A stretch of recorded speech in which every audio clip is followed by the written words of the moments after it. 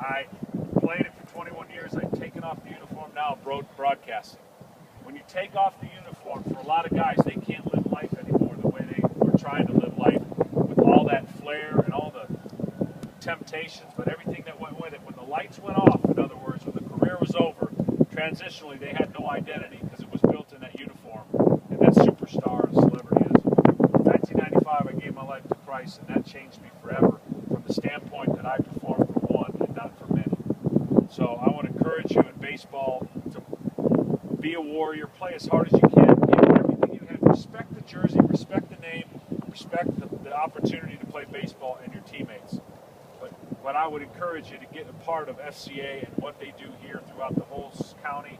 That's what I'm doing tonight to share my message. And what I want to do is really come here and convey that to you. Christ has changed my life and the fact that I have peace and that I didn't chase all the power, money, and fame that everybody chases.